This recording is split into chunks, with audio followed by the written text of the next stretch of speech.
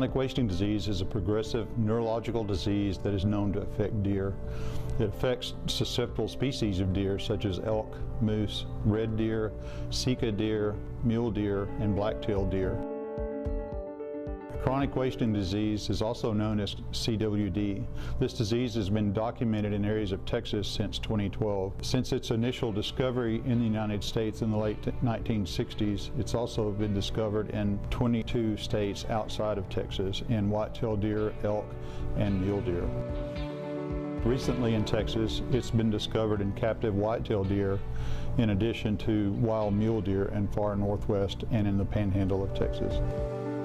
CWD is caused by an infectious protein called a prion, which is unlike a virus, bacteria, or fungi. The infectious prion can be shed by deer in their saliva, feces, and other bodily fluids. These fluids can contaminate the environment where the animals reside and are capable of infecting other animals for an undetermined number of years.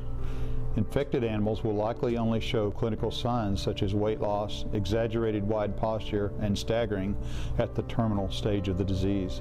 It's a challenging disease to deal with because it has a long incubation period. That's the period between when the animal is exposed and when it begins to show clinical signs. On average, this time may be between 18 to 24 months. Although these clinical signs will not likely be seen until late in the stages of the disease, it's important to remember that an infected animal may be shedding contagious prions well before clinical signs become apparent.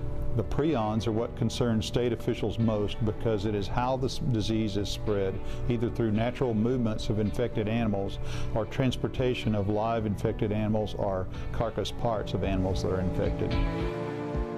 While we can do very little with the deer-to-deer movement of the disease, we can make an impact on the human-assisted spread of the disease.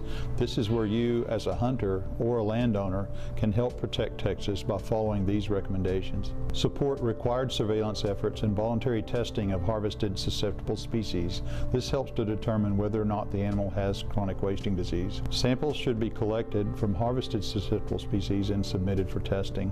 After the samples have been collected, the unused carcass parts, especially the brain and spinal tissue, should be handled responsibly and disposed of at the site where the animal was harvested, in a landfill, or buried. Report any suspected cases of chronic wasting disease to the Texas Animal Health Commission or Texas Parks and Wildlife Department. Although there is no scientific evidence to show that chronic wasting disease can infect humans, the World Health Organization and the Centers for Disease Control, as a precaution, advise that no human or other animal consume a CWD-infected animal.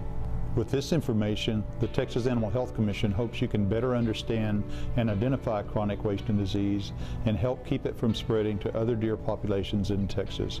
For more information, visit our website at www.tahc.texas.gov.